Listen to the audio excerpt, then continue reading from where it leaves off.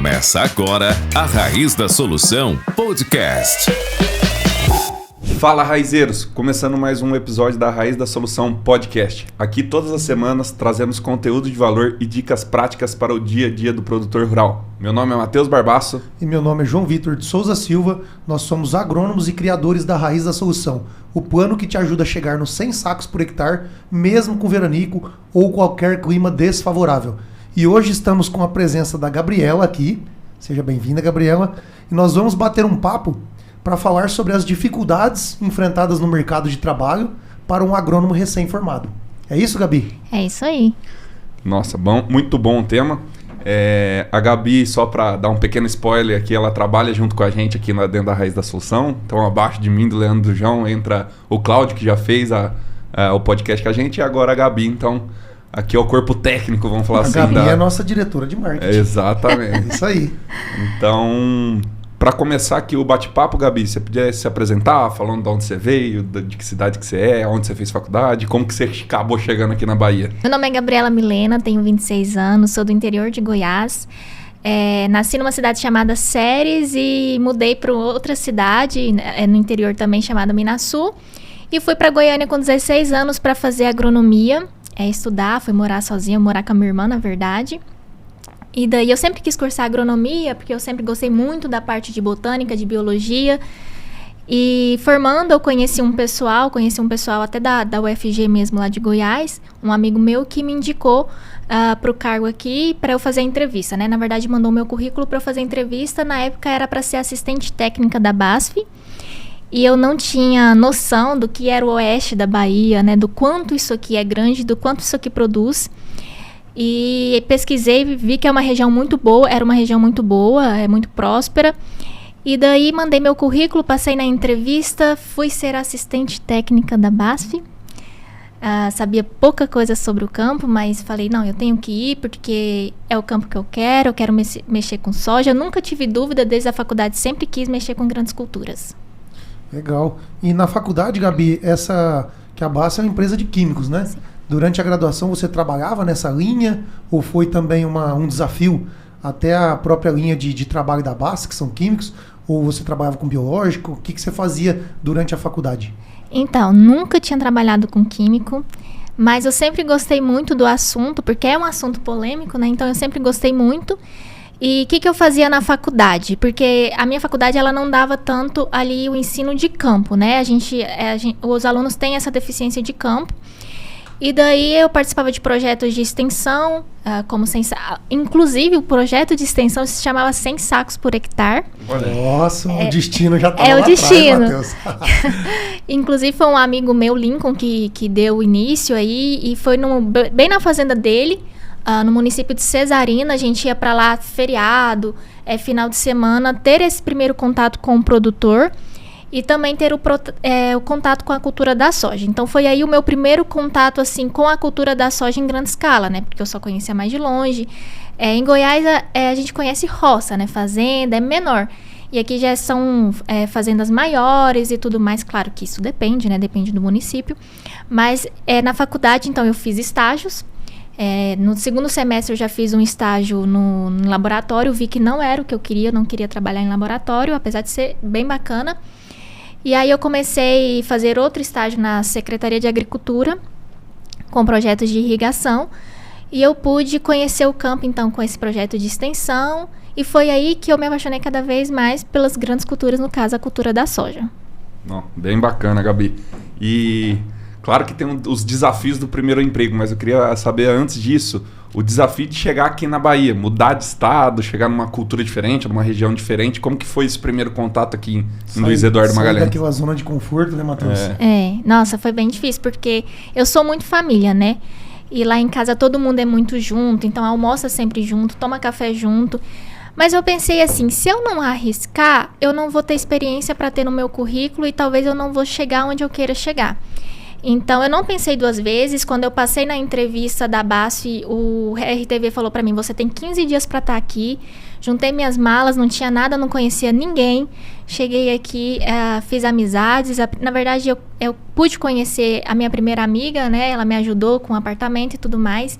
E eu acho que a primeira dificuldade, assim, que eu enfrentei foi esse contato com esse agro que é muito grande e que dentro da fazenda existem hierarquias, né? Então, você pensa assim, vou chegar, vou poder falar com o produtor numa boa, mas não. Você tem que respeitar o horário dele, lógico, né?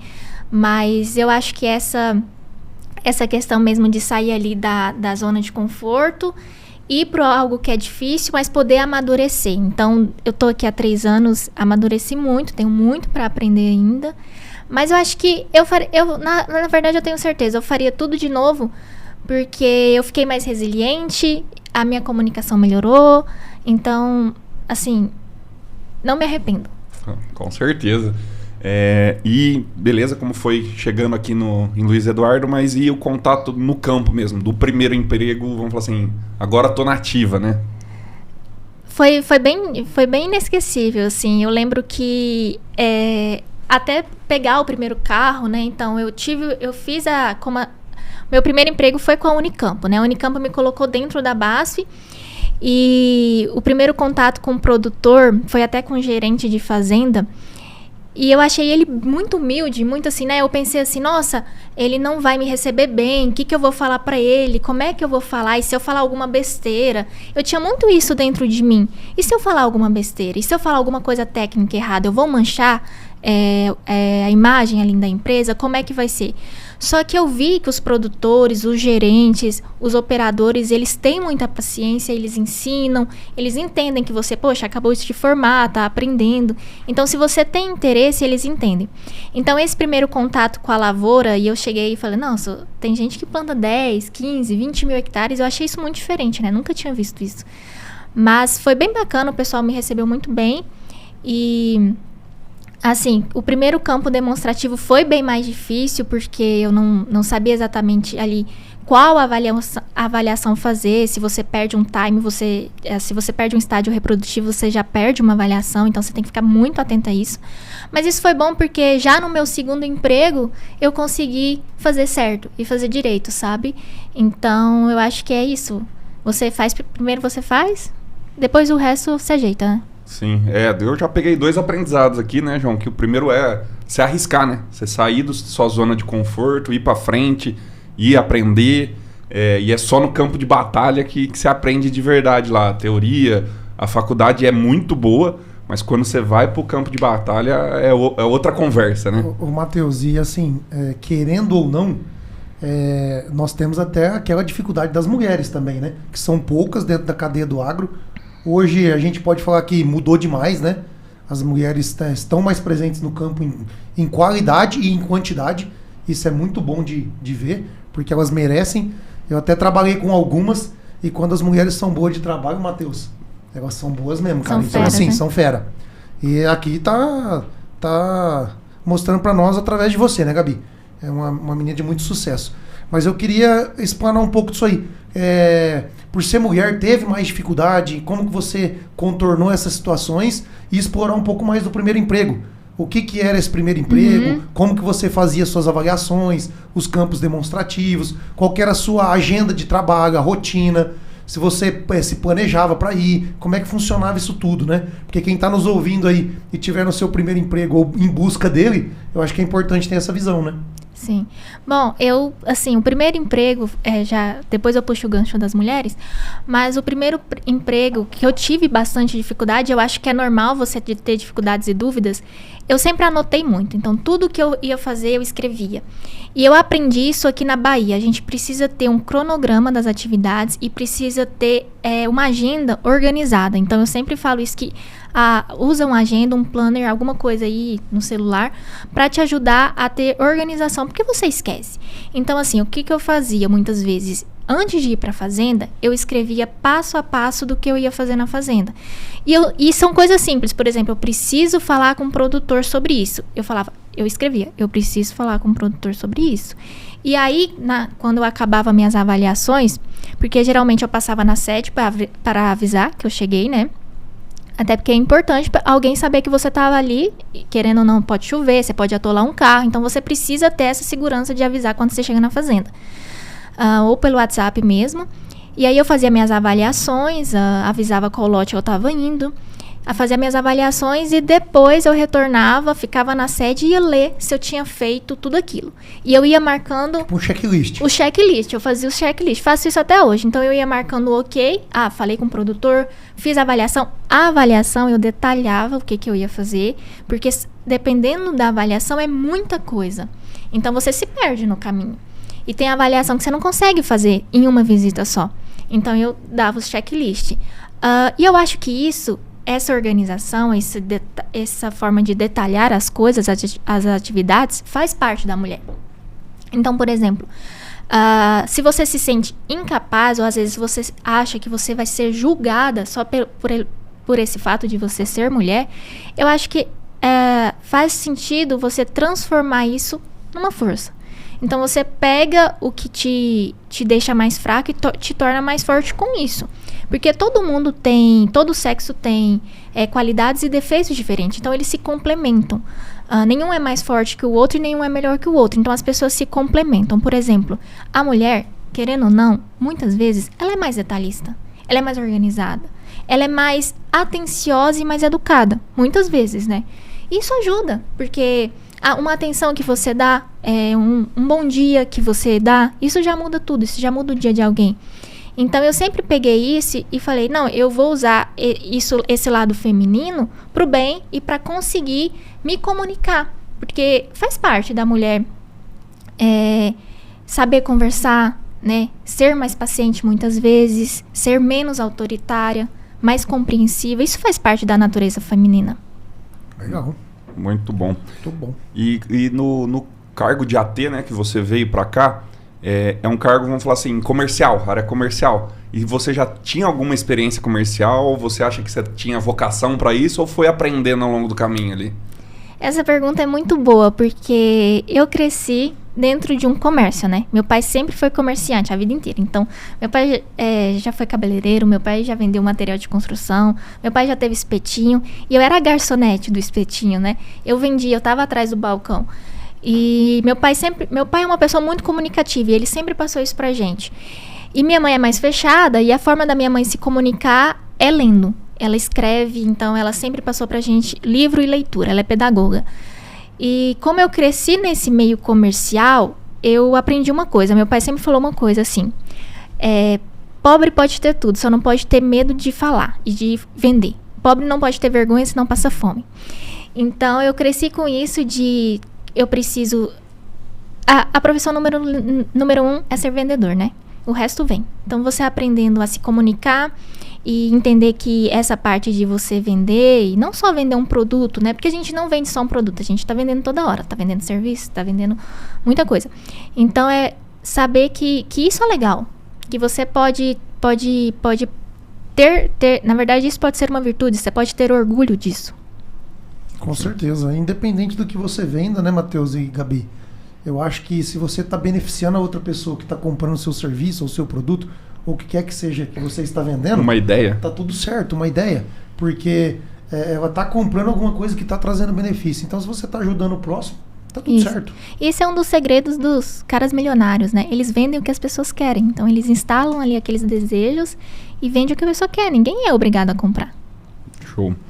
Então, Gabi, entrando um pouco mais a fundo no como fazer os serviços, vamos falar assim, de maneira geral, porque eu acredito que a grande maioria do primeiro contato dos agrônomos com o campo acaba vindo da função de AT, né? Grande porcentagem acaba vindo dos profissionais que você vê hoje, RTVs, gerentes, veio dessa cadeia mais vamos falar, de base, que é a assistência técnica, e a Unicampo é uma das referências, e tem outras empresas que têm isso. Mas a gente vê que poucos profissionais se destacam nesse meio e conseguem subir e crescer na carreira, vamos falar, rapidamente, igual você cresceu. A porcentagem que entra de AT é alta, mas as que sobem os degraus é muito baixo. Isso. Então eu queria que a gente focasse nisso para talvez incentivar, influenciar ou até ajudar o cara que está nessa posição a fazer uma boa avaliação para ser bem visto pelo mercado, pela RTV, pela empresa? Como que era isso o dia a dia mesmo, assim, um pouco mais detalhado, né? Os pilares, talvez, né, Matheus, que ela seguia para alguém ter uma maior visibilidade em relação a você e tal. Entendi. Bom, no meu primeiro emprego eu aprendi muita coisa. Então, assim, foi o primeiro emprego de campo e comercial. E já no segundo eu já pude entender o que eu aprendi ali no primeiro e transformar aquilo. Então, os meus erros eu transformei. Primeira coisa, eu continuava seguindo os checklists, fazia certo. E pontualidade, eu acho que você marcou...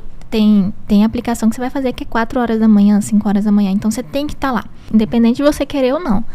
Mas, sempre antes da safra, eu faço um cronograma de avaliações e também estabeleço uma metodologia. Claro que isso durante a safra muda, porque você conhece muitos professores, você conhece muitos agrônomos que eles falam, você pode avaliar isso, ou então, deixa de avaliar isso que não faz sentido. Isso você vai moldando ao longo do caminho. Mas eu deixo, inclusive tenho em PowerPoint e PDF, um cronograma e uma metodologia de avaliação. Dentro desse cronograma, eu separo desde o plantio à colheita. Então, ali tem todas as ferramentas que eu vou utilizar. Eu preciso de uma picareta, eu preciso de uma fita métrica, eu preciso disso. Então, eu já deixo tudo pronto antes da safra, porque depois é correria. Até para você ir no mercado... Como é que vai pra roça sem enxada, né, Gabi? Não existe isso, né? Ô, Gabi, e só antes de você continuar a linha de raciocínio, porque às vezes o pessoal não sabe o que é o papel do AT e o que é essas avaliações. Boa. Então, o que é o principal papel do assistente técnico, que é testar produtos, né? Fazer o lado a lado ali, né? O assistente técnico, ele leva produtos novos da empresa para o campo, para o produtor rural, né? Conhecer esses produtos. É o desenvolvimento de mercado. É o desenvolvimento de mercado, ele mostra aquele produto para o produtor rural em campo. Então, ele testa, ele vai lá na fazenda, ele tá junto da aplicação, ele acompanha e ele colhe. Porque na fazenda a gente faz testes, né? E aí, ele faz todo esse processo. Então, ele é o braço do RTV na fazenda. Olha a responsabilidade, Matheus. A inserção de uma nova tecnologia que gastou anos a serem estudada na mão de um assistente técnico recém-formado que vai trazer as primeiras, vamos falar assim, as primeiras avaliações a nível de campo regional daquele produto. Ou seja, muito da tomada de decisão de como aquele produto vai se modelar no campo, a partir daquilo ali vem de um assistente técnico, cara. Sim. A responsabilidade é grande. E tem esse papel de ver se valeu a pena o produto ou não, o manejo em si ou não, e conferir se foi feito. Sim. Aquele sentimento, né? Porque a gente, né, como vendedores, eu e o João também passou por muito isso, de você ir lá fazer um trabalho, um teste, um lado a lado, e era para aplicar um produto, chegava lá, colocou na cauda aqui e não tinha colocado, né? Exatamente. Então tem esse papel de verificar se está sendo feito da maneira correta também, né? Sim, e assim, eu sei que às vezes o AT ele se sente inferior a alguma coisa, ele pode ter esse sentimento, mas eu acho que é bobagem, porque o AT, ele tem esse compromisso, inclusive com a verdade, de levar e falar, não, poxa, tá dando certo, ou não, vamos melhorar, não deu certo, vamos fazer numa próxima safra para ver se não foi outro fator. Então, o AT, ele pode, se ele não for um bom AT, ele pode até queimar um produto que é bom, né? Então, não é legal. Daí eu faço essa... Depois de ter as ferramentas lá compradas. Depois de ter as ferramentas compradas, então antes da safra eu vou lá no material de construção, compro uma picareta, uma fita métrica, enfim, várias ferramentas. E aí eu imprimo, eu sou do papel, né? Então eu imprimo e vou olhando ao longo da safra. Então eu começo do plantio até a colheita. No plantio, o que eu olho? Eu já detalho ponto por ponto para saber onde eu olho. Então o que eu vou acompanhar? Eu vou olhar população, se está caindo tanto de semente por metro. Eu vou olhar profundidade de semeadura, porque é muito importante. Isso é legal, isso faz muita diferença, porque, por exemplo, assim, você está testando um produto biológico na semente. Tecnicamente, o que tem a ver você olhar uma profundidade de semeadura? Tem tudo a ver, na verdade, porque, assim, se você chegar no produto e falar assim, poxa, tá caindo lá 6 centímetros, vamos mudar? O produtor já vai ter um olho diferente para você, um olhar diferente para você. Então, eu preciso tá com o gerente o tempo inteiro. Eu preciso realmente ver se caiu tanto de semente para não faltar stand lá na frente, para não dar diferença na colheita. Isso é muito importante. Então, o AT que está presente na fazenda, acompanhando plantio, pulverização, colheita, o produtor confia nele para ele chegar e falar assim, olha, não deu certo por isso e por isso. Porque ele viu. Ele tem na mão, né? Ele Ele sabe tem o que na tá mão. acontecendo na área dele. Ele Isso é sa- importante. Ele fez o papel de agrônomo ali. Ele fez o papel de agrônomo, então às vezes ele perde um campo demonstrativo porque, sei lá, deu muito mofo branco. E se ele não tá no campo, ele não sabe. Então, assim, também eu faço avaliações ao longo do ciclo da cultura. Isso eu faço para o milho, para o algodão e para a soja. Eu faço 7, 14 e 21 dias após a emergência. Eu olho a altura. Quando dá para tirar, eu olho a raiz, mas é sempre bom, né, João, colocar as caixas, porque aí fica um resultado mais confiável. E questão de nodulação, então tem esse safra passada eu peguei uma soja lá na família Rennes, que ela com V1, ela tava com uma nodulação incrível em 30 centímetros de raiz. Então, assim, a raiz saiu perfeitamente. E isso, assim, o produtor fica feliz, Se porque... você mostrar isso pro produtor é importante. Ó, o Sim. seu tratamento de semente deu certo, sua plantabilidade tá legal. É bem legal. É bem legal, ele quase assim, ele ficou super feliz, né? Então o produtor, a gente tem que colocar isso na cabeça. Ele gosta de ver a lavoura dele. E assim, sempre com humildade de chegar e falar assim, olha, tá acontecendo isso, às vezes você já viu, né? Mas tô aqui passando pra te falar. Então tem até uma história engraçada que eu tava no Leandro, quando o Leandro era gerente de fazenda, eu tava avaliando um campo de biológicos e eu bati no escritório e falei, Leandro, eu tava ali na área... E eu acho que tá tendo muito tamanduá da soja. Dá uma olhada lá depois. E eu acho assim, não tinha nada a ver.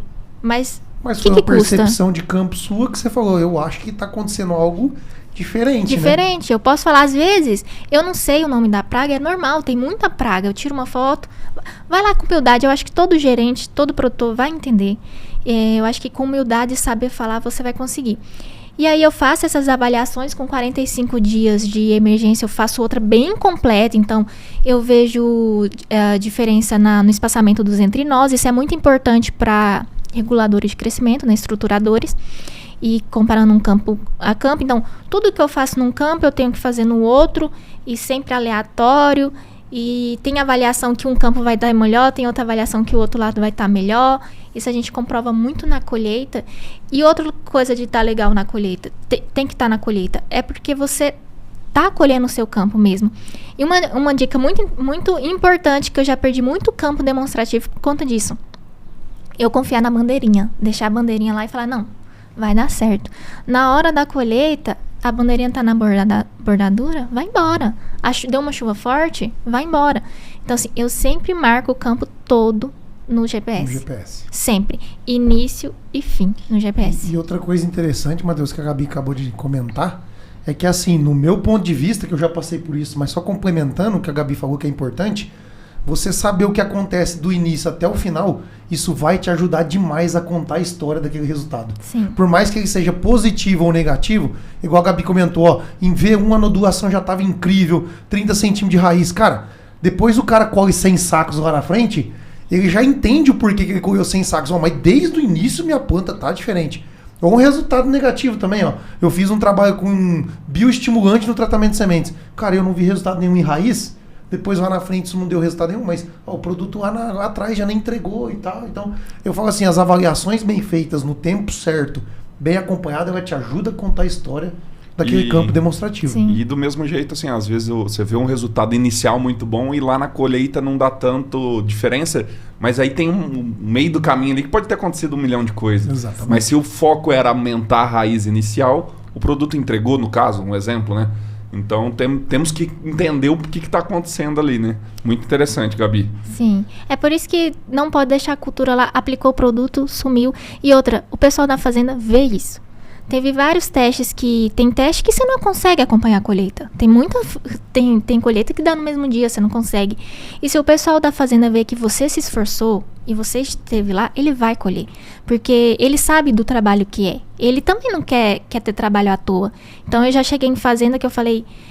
O gerente falou pra mim, realmente eu tô muito arrochado com as minhas máquinas, não consigo colher, mas eu vou colher porque se eu não colher, eu vou seu trabalho vai ser jogado fora. Então eu vou colher para você. Ô Gabi, tendo esse feeling do campo que você teve nos últimos anos, eu e o João temos uma opinião, mas vamos ver a sua primeiro. Qual que seria a quantidade máxima, vamos falar assim, que um AT daria conta de tocar numa safra? Número de campos, assim. Porque eu vejo muito as multis colocar demais e aí não dá conta de tocar, e as avaliações são mal feitas, perde-se quase todas as colheitas. Qual que é a sua opinião sobre isso em quantidade, né? Nossa, faz toda a diferença, porque igual eu vi um podcast que vocês falaram isso, você tem 30 trabalhos, você não vai acompanhar tudo, é impossível. Uma avaliação, eu tenho avaliação que eu levo o dia inteiro para fazer, então você imagina fazer isso em 30 campos, e tem campo que foi plantado no mesmo dia, vai colher no mesmo dia praticamente, sabe? Então, o mínimo, assim, eu acho que um AT ali fica mais em torno de 10, 12. Eu já fiz 35 trabalhos, mas é porque eu tive ajuda. Outras mulheres do agro me ajudaram.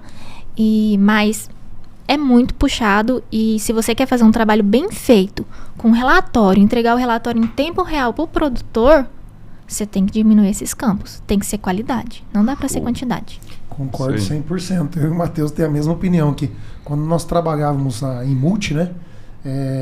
Cobrava-se muito o campo demonstrativo, a gente tinha cobrança em cima do pessoal e tal, e eu sempre briguei dentro da empresa, o Matheus sabe disso e a turma também. Falei, cara, é humanamente impossível você pegar um RTV que não tem a mesma responsabilidade do AT, porque ele tem também que vender, tem que atender a parte comercial, a demanda, preço, isso gera muito desgaste em tempo.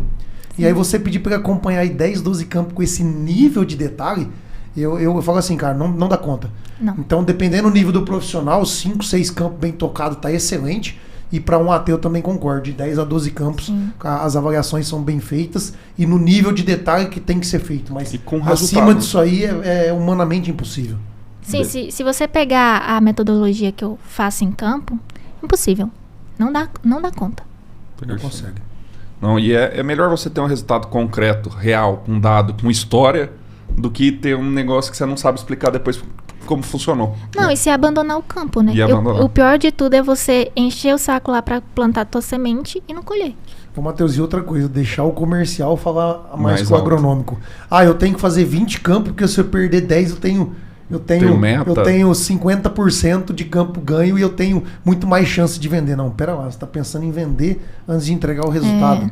Então, pera aí, diminui seus campos, faz com qualidade. Se eu fizer 6 e eu tenho 50% de chance de ganhar e perder, não. Se você fizer 6 bem detalhado, o resultado negativo é um baita resultado. É um resultado. Entendeu? Também. Você não ter resultado é um resultado. Perfeito, Gabi. Então, entendemos bem legal essa parte de acompanhamento e avaliações. E aí chega o momento da colheita e talvez até estimativas de produtividade. Como que faz esse acompanhamento dessa parte? Eu acho que essa análise, essa avaliação é a mais complexa, assim, a mais difícil, cansativa de fazer, porque é o momento que o produtor está esperando. Então, é até um ponto que a gente pensa assim, o produtor não está ligando para as minhas avaliações. Não, nunca. Ele sempre está ligando. Se você está lá, ele está ligando. E esse é o momento que todo mundo quer saber, quanto que vai produzir, né? E então, você tem que ter mais veracidade dos seus dados ali. E eu inclusive aprendi muito com o Leandro, que no campo tem a área demonstrativa lá que vai ter 4 testes. Então, é muita coisa. Mas você tentar aproximar mais do real. Então, o que é você aproximar mais do real? É você fazer mais vezes, né? Você fazer mais pontos. E, geralmente, de estimativa de produtividade, eu tinha um estagiário me acompanhando, então eu consegui fazer isso muito bem. As meninas aqui do escritório, a Camila e a Fernanda, me ajudaram também. Mas eu faço geralmente 2 metros divididos em 2 pontos, né? Arranco todas as plantas desses 2 metros, então tudo, planta dominada, planta dominante, qualquer tipo de planta, arranco. E aí eu aproveito para fazer a metragem, o stand, né? Então, você faz o stand 7 dias após a emergência, muita coisa pode acontecer até R5.5. Muita coisa pode acontecer, então você pode perder planta. Então você tem que fazer um stand de novo. Geralmente 5, 10 metros, 2, 3 pontos. E aí você faz essa medição também, estipula quanto você tem de stand, traz essas plantas, ou então vai para a sombra fazer essas estimativas, porque não vai ser fácil, e a foto tem que ficar bonita. Isso importa, o banner tem que estar limpo. Então isso conta muito. A gente acha que não, mas isso conta. Porque uma foto bonita, isso vale muito. Então, você pode mandar num grupo, por exemplo, da Turma da Raiz. Você pode divulgar seu próprio trabalho, isso conta, isso faz dinheiro. E, Gabi, Isso valoriza o profissional. Sim. Já dizia Dirceu Gassen, Capricho, né? O mínimo. Pensa, você tirar uma foto, mostrar pro produtor o banner todo sujo, não dá nem pra ler qual que é o nome da sua empresa, do produto. Então eu trazia, geralmente, ou eu ficava na sombra, na própria sede, e aí eu tirava todas as vagens de todas as plantas, colocava no banner, e aí a gente tem que separar, vagem de 1 grão, vagem de 2 grãos, vagem de 3, de 4. Contava, escrevia, sempre escrevia, tirava foto, e sempre a vagem do mesmo lado, não uma vagem para um lado, uma vagem para o outro, não, sempre a vagem do mesmo lado, na sequência certinha. E depois, para ficar mais exato, e aí que dá trabalho você contar os grãos abortados. Então, vagem de 4 eu contava os grãos abortados, vagem de 3 eu contava os grãos abortados. E aí depois eu fazia a estimativa, a porcentagem, e geralmente batia muito. Então teve uma colheita que eu falei mais ou menos, falei pro produtor, vai dar 95, deu mais ou menos 93 por aí. Então foi bem mais assertivo, exato, bem assertivo. E ele ficou super feliz. Inclusive, na hora da colheita, ele falou, sua estimativa foi boa, né, Gabriela? Então, pro pessoal de casa que vai querer fazer a estimativa para colher os seus 100 sacos, chamar o SESB ali para fazer a auditoria, como que funciona mais ou menos? Então você vai ter coletado aqueles 2 metros linear ou 1 metro linear para ficar mais fácil a conta aqui para vocês entenderem. Então você vai ter o número de grãos que você tem naquele metro, porque você coletou todas as plantas. Então nem precisa saber quantas plantas tem por metro, mas depois dá para fazer a conta se você quiser desse jeito também. Então eu sei exatamente quantos grãos tem num metro linear. Aí eu preciso saber quantos metros linear eu tenho naquela área, porque aí depende do espaçamento do plantio, 45, 50. Se for 50, você vai dividir 10 mil metros quadrados, que é 1 hectare, dividido por meio, então vai dar 20 mil metros lineares. E aí você vai multiplicar 20 mil vezes a quantidade de grãos que deu naquele metro linear. Então você vai saber exatamente quantos grãos deu no seu hectare. Depois é só dividir, multiplicar, né, na verdade, esse valor pelo PMS, que é o peso de 1000 grãos. No caso da Gabi, que ela estava explicando agora, ela faz essa avaliação no R5.3, 5 ali, então a planta está verde ali. É só para se ter uma ideia do potencial produtivo. Então, como que se faz? Estima-se um PMS. Eu já conheço a cultivar, eu sei que choveu bem, eu sei que minha planta está com folha, então eu posso estimar um PMS maior, ou não, a minha planta está doente, choveu pouco, eu estimo um PMS menor. E aí, Matheus, o acompanhamento que ela comentou da lavoura, você vai ter uma percepção muito melhor desse PMS, né? Perfeito. E aí você pode fazer chutes, né? Se for 180 PMS, vai dar 80 sacos. Se for 190, vai dar 85. Se der 200, bate o 100. Então você dá uma estimativa. Claro que para você ter um número um pouco mais real do que vai acontecer, a soja teria que já estar com o enchimento pleno, maturada, para você fazer essa conta, para bater ainda mais próximo da colheita, porque aí você já vai ter o dado do PMS em mãos, né? Sim, e também fazer em uma área maior, né? Mais que 1 metro, mas assim... às vezes você vai estar sozinho, às vezes você não vai conseguir fazer em 5 metros. Mas é melhor ter algo em mãos do que não fazer. Então, feito é melhor que perfeito, né? E ter um comparativo. Você está comparando uma área... pode ser que não bate com a colheita. Pode ser que você estimou 85 sacos e colheu 65. Mas você já sabe a diferença entre os tratamentos. Que isso é importante. Não, isso aqui está me mostrando que vai ter tendência de colher mais do que esse. Aí a colheita me prova exatamente o número. Sim, e se aproxima muito do real, porque lá até na Fazenda Guarani a gente fez uma estimativa, deu mais ou menos 105, colheu 106. Então, legal. Chega muito próximo. É que vai pegando o sentimento e depois você vai ficando experiente nisso aí, né, Gabi? Mas beleza. Eu queria fazer uma pergunta, Matheus, que é o seguinte. Então nós estamos lá no plantio, a Gabi falou das avaliações, cronograma, agenda, pontualidade, todos os processos que um assistente técnico tem que ter para poder se destacar. Mas uma das coisas mais importantes, Matheus, fechou o campo, a apresentação daquele resultado. Então, Gabi, eu queria te perguntar como você fazia esse procedimento. Se era através de uma apresentação com o cliente, ou se era através de um relatório para o WhatsApp, ou você juntava a turma. Como que você desenvolvia esse trabalho para fazer o fechamento daquele trabalho? Sim, isso é muito importante, porque o que adianta você estar avaliando e o produtor não está sabendo de nada, o que está acontecendo, né? Então, toda avaliação que eu fazia, eu sempre mandava um relatório, toda. Às vezes eu mandava no mesmo dia, às vezes eu mandava 3 dias depois. Mas existem coisas no agro que você não pode deixar para depois. Aí uma infestação de Spodoptera. você tem que avisar o quanto antes, né? Você não vai deixar, deixa 5 dias, depois eu aviso que tinha. Não faz sentido. Então, assim, tem coisa que você tem que avisar no dia.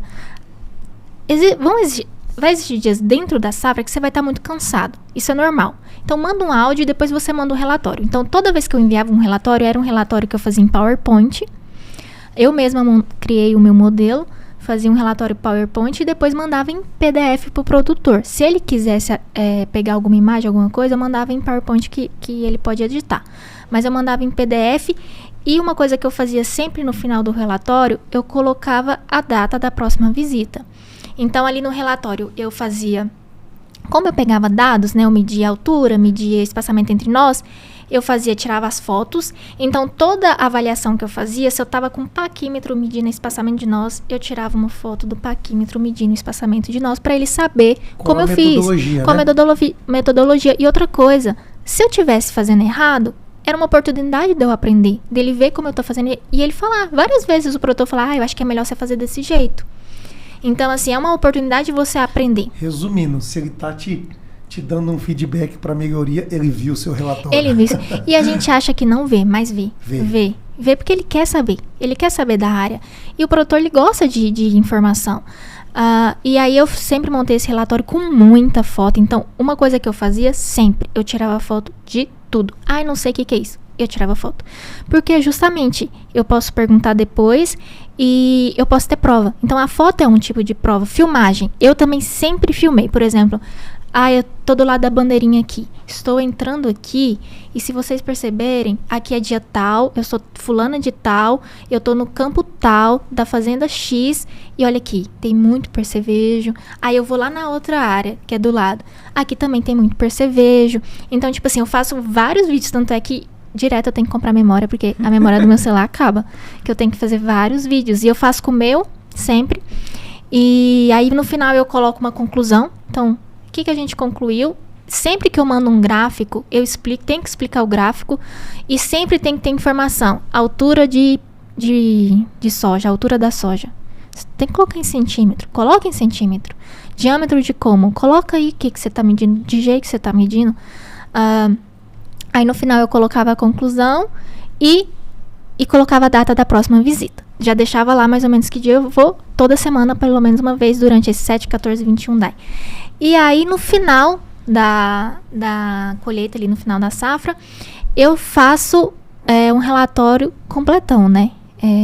Relatório final. O relatório final da safra, que aí eu imprimo esse relatório em folha fotográfica, legal, que fica muito bonito em caderno.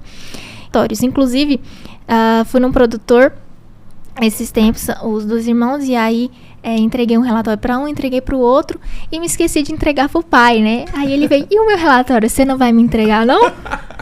Aí eu fui lá, imprimi outro, entreguei para ele. Eu fiquei super feliz, eu falei, nossa, ele olhou meu relatório e ele me parabenizou por aquilo. E é uma coisa tão simples que se for parar para pensar assim, muitas vezes a gente se auto-sabota e pensa, não, ninguém vai ler isso, lê. E eles gostam. E também entreguem em PDF, porque, né, o que é físico pode ser perdido. Entregue em PDF e aí fica, às vezes se reúne, às vezes o produtor tá muito corrido.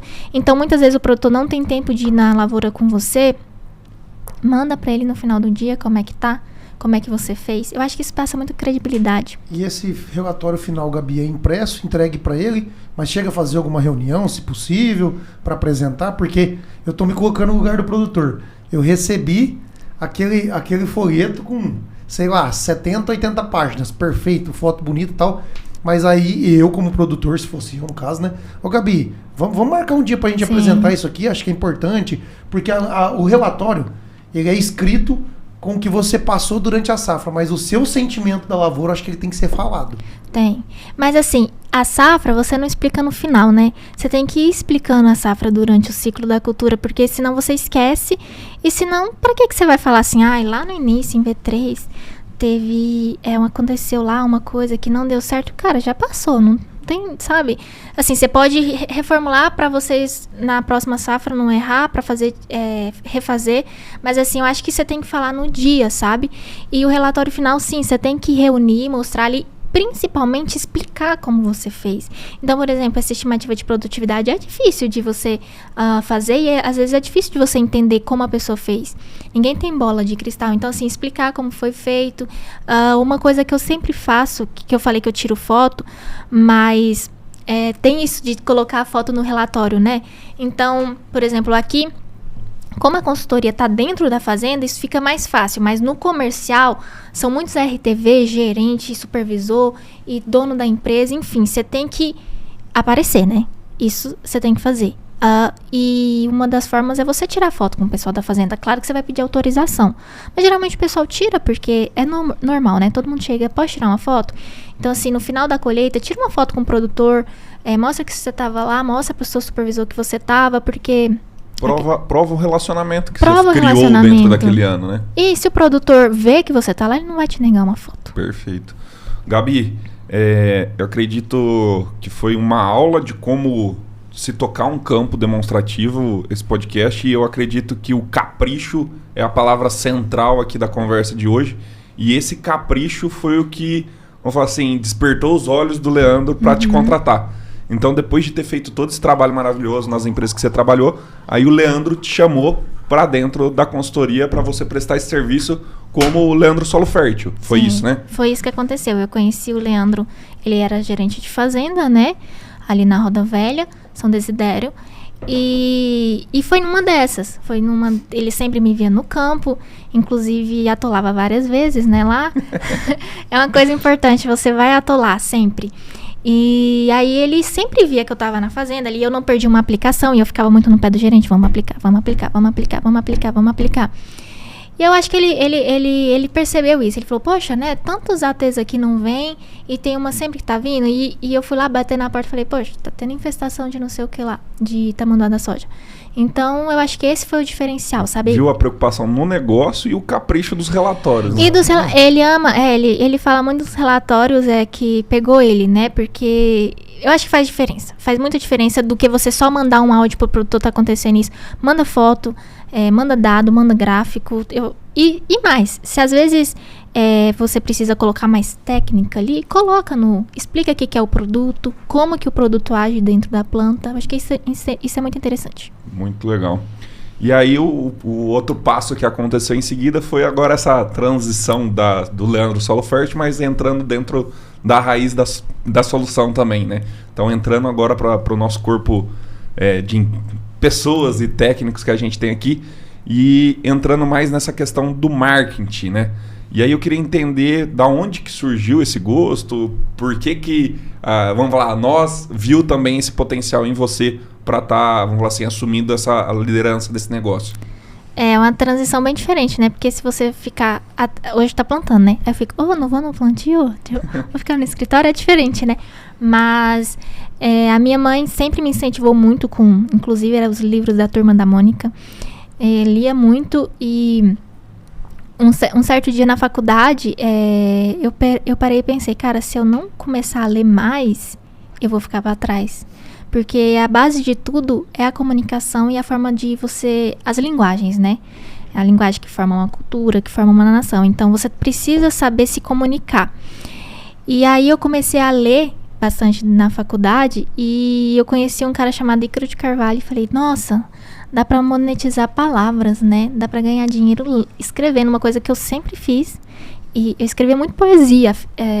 Inclusive, isso me ajudou muito, porque a gente pensa assim, que literatura vai te ajudar no mundo agro? Vai te ajudar a escrever e se comunicar melhor. Então, nada melhor que uma boa literatura brasileira. Por exemplo, Machado de Assis. Nada melhor que Machado de Assis. Ele era um típico brasileiro. Então, quando você pega o que você gosta de fazer e leva... junto o útil ao agradável, poxa, eu formei em agro. O que tecnicamente tem a ver com a escrita? Tudo, a comunicação, né? A base de tudo. Então, eu conheci esse mundo do universo do marketing. O marketing, ele tem vários ramos, né? Então, dentro do marketing tem a parte do design, do copy. E aí, eu, conversando com você, eu falei, poxa, ele também é agrônomo e entende dessa parte. Que legal, eu acho que eu me encontrei. E aí, eu comecei a pedir um monte de livro de publicidade. Eu acho que o Matheus viu. Ele falou, vou puxar ela pro meu setor. Foi Foi bem Mais isso ou que menos aconteceu. assim. Mais ou menos não, bem parecido com isso. Foi até Confissões de um Publicitário, até uma dica de leitura para quem gosta de marketing. Foi um livro que mudou muito minha cabeça. Mas o interessante é o seguinte, Matheus, essa aí eu sou testemunha, eu vou falar. É verdade. É porque assim, o interessante é o seguinte, a gente conhecia a Gabi através dos relatórios, dos trabalhos de campo, da profissional que ela é, do Leandro sempre comentando. Então essa visão a gente tinha dela muito bem dentro da consultoria. Mas eu, por exemplo, eu não tinha a visão da Gabi como uma pessoa que gosta de marketing, que gosta de escrever, que gosta de ler dentro daqui do escritório. Eu via nas redes sociais. Uhum. Então, assim, eu via a Gabi lá, eu tô estudando isso, eu tô estudando aquilo, eu gosto de marketing. Aí eu olhava e falava, rapaz, eu acho que o Matheus tá vendo também. Aí o Matheus começou a comentar. Aí quando a gente necessitou dessas pessoas, a gente foi levantar os nomes, né? E aí o Matheus comentou, falou, cara, a Gabi lá e tal. Eu falei, Matheus, eu não sei bem o que ela gosta não, porque eu não entendo. Mas eu sei que ela escreve, eu sei que ela gosta do marketing, eu sei. Mas não foi dentro aqui da Raiz, e sim nas redes sociais. Então, não sei se é pauta da gente comentar, mas o que você faz no dia a dia também e faz na sua rede social reflete o profissional que você é. Então, além do cuidado do que você coloca lá também, mas aquilo ali também é uma ferramenta de visibilidade. E vai ser cada vez mais frequente. Mas eu fui testemunha disso. Que a Gabi veio pro marketing, pelo que ela gostava e mostrava para nós nas redes sociais. E depois, com a proximidade do escritório, isso aumentou, né, Matheus? Sim. Foi isso ou não foi? Foi, claro. A gente, querendo ou não, a rede social hoje não é um mundo à parte, né? O digital não é longe do físico, tudo se entremeia hoje. Então, você tá passando lá o feed do Instagram ou do TikTok e aparece lá o que a pessoa postou. Então, você vai entendendo um pouco mais os gostos pessoais, profissionais e que coisa melhor você conseguir juntar os dois, né? Fazer o que você gosta. E eu comentei isso com a Gabi falou assim, os profissionais que se diferenciam do mercado são bons agrônomos, mas são também bons outras coisas, né? Então, por que deu certo a Raiz da Solução? Porque juntou o marketing com o agro, com consultoria, com a parte técnica. Foi várias especializações que foram se juntando comigo, com você, com o Leandro e com todo mundo que faz parte hoje, que todo mundo junto vira um negócio muito mais forte. Então, com certeza, é a junção de especializações que se diferencia todo mundo do mercado. E aí, Gabi, então já saindo um pouco do nível de assistente técnico, mas indo para que eu acredito que hoje é um dos mercados em ascensão mais forte. O que você daria de dica para quem quer também, quero escrever, quero criar conteúdo dentro do agro, quero fazer copy, quero fazer designer, pensando nisso, acabei de formar de agronomia, estou meio desempregado ou não estou muito feliz onde eu estou, quais dicas que você daria para a pessoa entrar nesse mundo também? Não é o mundo do marketing, mas é o mundo do agro dentro do marketing, né? Sim, e que é muito importante, né? Que você está se comunicando com tanto o mercado interno quanto o externo, né? As pessoas estão sabendo o que você está fazendo ali. Mas é engraçado porque tudo aconteceu, né? As coisas elas vão se encaminhando. Quando a gente se esforça, as coisas vão se encaminhando. Então, eu sempre gostei de ler e eu acredito assim, que as pessoas elas têm tendências. Então, existem coisas que você vai aprender com mais facilidade e existem coisas que você vai aprender ao longo do tempo com mais dificuldade. O que funcionou para mim, e eu acho que é muito interessante, por mais que você não tenha tanta aptidão para o campo e falar, eu quero seguir no marketing. Poxa, mas o campo me ajudou tanto, porque foi o campo que me deu experiência e ver o lado do produtor e do gerente, né? Do técnico, do operador. Então, estando daquele lado, eu pude entender quais eram as necessidades e assim, eu tô entendendo ainda, né, quais são as necessidades dele, como ele se comunica, porque o profissional, o agrônomo, ele tem que se comunicar com o produtor, mas ele também tem que se comunicar com o gerente de multi. Então, assim, às vezes são universos diferentes e você precisa saber ser resiliente e saber quando sim, quando não. E isso me ajudou muito. Então, eu acho que não subordinar a parte do campo e dessa parte mais técnica mesmo. E essa experiência de campo. E também, o que eu faço para escrever bem? Qual que é o caminho para ser um bom escritor? Lendo. Não existe outro caminho. Você precisa ler. Então, e escrever. E escrever. Quem lê muito... E assim, quando eu digo ler muito... tem uma dica de um professor meu que eu gosto muito, que é leia os clássicos. Então, leia realmente literatura. Até o Ladeirinha falou isso, né? Leia literatura, porque isso vai te direcionar. Você vai saber escrever, seu imaginário vai se enriquecer, você vai aumentar o seu vocabulário. E aí você vai saber quando você pode usar uma palavra mais difícil, quando você usa um ditado mais comum. E eu acho que são essas, assim, fazer a parte do técnico, do campo, do braçal, do físico e continuar lendo. Eu falo assim, não pode largar o campo nunca, porque é lá que vem a referência. Por isso que não dá certo, vamos falar assim, o cara só ensinar. Se ele não tiver prática, não adianta. Então, não adianta escrever sobre agro para quem é do agro ler, se você não é do agro, vamos falar assim. Por isso que eu acho que hoje o marketing da maioria das multinacionais não estão tão alinhados assim com o campo. Porque geralmente o cara pega um profissional do marketing muito forte do jornalismo. E aí aquele cara tem que escrever sobre o agro, mais né? Publicidade do Isso. que... Então não tem as dores, o dia a dia ali da fazenda, do campo. Então Aí acaba que você não conecta, vago, né? né? Não Fica se conecta. Não sabe a realidade das coisas. Então a gente nunca pode largar o campo, nunca vamos largar. Mas a gente pode também aprender outros lados, que é o digital, que é qualquer outro ramo que você queira aprender ali. E aí juntando os dois, aí você se torna um profissional muito mais forte. Sim, e assim, isso é um dos segredos do marketing, né, Matheus? Gerar identificação. Então, como você tá falando de problemas no TS, você nunca... Querendo ou não, às vezes você nunca nem viu um TS, sabe? Quando você vê, quando você tá lá, gera mais veracidade, as pessoas confiam mais e você sabe se comunicar com esse público, porque o que adianta você pôr um gráfico lá super difícil se você não saber explicar esse gráfico? Não adianta nada, ninguém vai entender. Beleza, então, indo já mais para o encerramento, Gabi, Eu acho que... vamos chamar o Momento Isso, Matheus, Desaprender. eu acho que assim, nós falamos tanta coisa, né? É. Que a Gabi foi, voltou, estudou isso, estudou aquilo. Então, a todo momento, aprendendo e desaprendendo, né? Essa é a evolução da vida. Perfeito. Então, acho que pode rodar, né, Isso, Matheus? isso. Chama aí o momento desaprender para aprender de novo.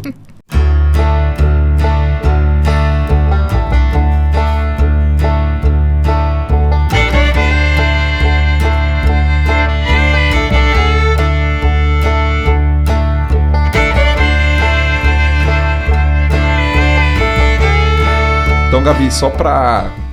se alguém tá chegando aqui novo no episódio, o que é o momento de desaprender aprender? É quando você tem um conceito formado de algo, e aí você tem que desaprender aquilo e aprender algo novo, que vai te evoluir melhor, vai te transformar. Então, o que você, profissional ou pessoal dos últimos anos aí, que você tinha esse conceito formado e você teve que reformular ele ou aprender algo novo em relação a isso? No meu primeiro emprego como assistente, eu tinha muito conceito que campo demonstrativo, teste na fazenda, não era valorizado, que o produtor não queria saber. E graças a Deus eu mudei isso, porque não é verdade, né? E no segundo emprego eu já pude entender que um campo bem feito, um relatório bem feito, um dado bem entregue, ele é muito bem valorizado e o produtor quer te ter na fazenda. Então assim, isso pra mim foi virada de chave, porque eu mandava o relatório e eu pensava, ele nem vai ler. Quando eu mudei essa cabeça, eu comecei a fazer um relatório bem mais perfeito, porque ele vai ler. E muitos leem. 99% leem. E se não lê, muitas vezes é por falta de tempo, esquecimento. Não é exatamente, eu não quero ler. Então isso mudou muito a minha cabeça. E aí você pode usar as técnicas do marketing para fazer ele ler. Para fazer ele ler. Aí você pode colocar uma headline lá, um título bem chamativo, né? Porque o percevejo da sua soja tá te dando esse problema, entenda. Show de bola. Muito bom, Gabi. Todo momento nós estamos aprendendo e desaprendendo aqui no podcast. E não sei se ficou alguma pergunta. Eu tenho uma última pergunta aqui para a Gabi, que é... Beleza, você está aqui onde você está hoje, está dentro com a gente da Raiz, mas queria saber como que você vê seu futuro. Da onde você se imagina daqui 2, 3, 5 anos, como profissional, pessoal. Fica à vontade de falar um pouco sobre isso. Ai, que chique. Bom, Típica entrevista de empresa. Sim, isso faz parte, né? Bom, eu quero me especializar mais nessa parte do copy, fazer cursos, né? Então, tipo, realmente ser aquela referência que as pessoas olham e falam, poxa, no agro tem isso aqui. Tem alguém que sabe se comunicar, tem alguém que sabe escrever e tem alguém que entende quais são ali as entrelinhas para você saber se conectar com o mundo do agro, que é um mundo que é um universo extremamente bacana, né? e levar isso, que as mulheres, elas estão ali, elas podem fazer isso, e que existe um jeito para fazer as coisas. Então eu quero estar já especialista em copy, né? E com certeza aí tá bem mais técnica no agro, um mestrado, para que eu possa saber do que eu tô falando e escrever certo, né? Não escrever algo que pode prejudicar um produtor, enfim. Então eu imagino aí uns 2 anos já sendo craque e bem gerente mesmo. E para os alunos da Raiz da Solução, tanto a Gabi quanto o Cláudio, são os 2 que mais viram o curso da Raiz da Solução e tem mais capacidade de responder parecido comigo, com o Leandro e com o João aí também. Eu vejo aquela de biologia e implantação de solo aí e já vi um monte da palhada. Então, legal, depois desse momento desaprender para aprender de novo aqui com a Gabi, né? Eu acho que nós podemos fazer as considerações finais, né, Matheus? Eu relembrei um pouco do passado aqui com a Gabi, obrigado pela trajetória. A Gabi tá de parabéns, tá, Gabi? Pelo trabalho, pelo empenho, pela dedicação. Você não tá onde tá à toa. Então, o aprendizado meu aqui hoje, Matheus, as minhas palavras finais é o seguinte. Ninguém nasceu sabendo.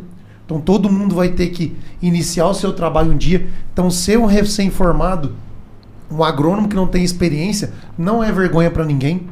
Então, seja humilde. Faça seu trabalho bem feito, trabalhe mais que o combinado, seja pontual, tenha um cronograma. Então, diversas formas aqui de você se destacar como um profissional. E fica aquela reflexão. Então, para quem já, às vezes, passou por um trabalho e achou que talvez iria seguir degraus acima e não foi, talvez faça uma reflexão, pode ter errado em algum desses pontos ou deixar de ter feito algum desses pontos. Então, para quem está nos ouvindo, ficou várias dicas, achei muito bacana esse podcast de hoje. Obrigado, Gabi, pela sua disponibilidade e tempo. Passar a palavra para o Matheus e você faz um fechamento, por gentileza. Tá bom. Não, foi show de bola, Gabi. Acredito que vai ajudar muitos ATs, muitos estudantes a ganhar um gás aí, querer sair para o mercado de trabalho quanto antes. Meus principais aprendizados foi a questão do capricho e da organização. Eu sou um cara muito desorganizado, então preciso melhorar muito nesse ponto. E parabenizar você pelo caminho que você está trilhando, pela pessoa que você e pelo profissional que você faz aqui dentro da diferença dentro aqui da Raiz da Solução. Então, muito obrigado por ter participado. E agora fica uma mensagem final, uns agradecimentos finais aí para você, Gabi. Gente do céu, que bom, hein? Eu que agradeço, sou muito feliz e aprendi demais. Não tem nem base o que eu aprendi nesses últimos anos, né? Trabalhando aqui. Eu sou muito feliz aqui. Eu gostaria de agradecer o convite. E para encerrar, tem uma frase que eu sempre leio quando eu tô desanimada, porque esses momentos tortuosos virão. E a gente precisa resgatar a força de vontade e a motivação, né? Então eu separei aqui. É raro, essa frase é do Hayek, né? É um professor austríaco de economia. É raro encontrar independência de espírito ou força de caráter entre aqueles que não confiam na capacidade de abrir caminho pelo próprio esforço. Então, assim, se esforce, pegue chuva. Muitas vezes você vai estar no meio da lavoura, vai estar chovendo, às vezes você vai estar com fome. Então, renuncie àquela vontade, né? Aquela vontade de estar comendo, estar na casa, estar deitado, para ter ganhos maiores no futuro. Então, faz o que deve. Faça o pequeno dever de cada dia, porque isso vai ser uma somatória no longo prazo. E aí, para encerrar de vez, eu queria deixar aqui alguns livros que me ajudaram e que pode ajudar o pessoal, que são livros que, inclusive, valem a pena não só a leitura, mas a releitura. Que são um que é bastante conhecido, que é Como Fazer Amigos e Influenciar Pessoas. E esse aí tem que ler, né? É obrigatório. Tem um livro que me ajudou muito, que é de um psicólogo canadense, do Jordan B. Peterson, que é 12 regras para a vida. Ali ele vai te ensinar a tua organização. Negocie como se sua vida dependesse disso. É muito bom no quesito vendas.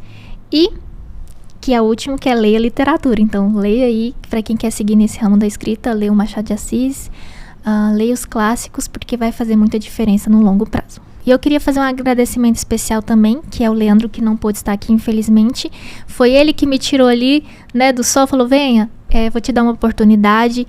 E eu não consigo expressar o quanto ele me ensinou, tecnicamente, o quanto ele me ensinou de ir para a lavoura com ele. Eu vou para a lavoura com o Leandro, eu levo um caderno, porque ele fala tanta coisa e ele ensina tanto. Então, gostaria de fazer um agradecimento especial para ele aí. Muito obrigada pela oportunidade. Legal. Show de bola. Um E abração o pro Leandrão Leandrão. tá aqui, um abração pra ele, mas esse Bora pra Lida vai ser pra ele, então. É. Então, pra encerrar aqui, agora a gente tem que ir pro campo, né? Sim. Então, Bora pra lida!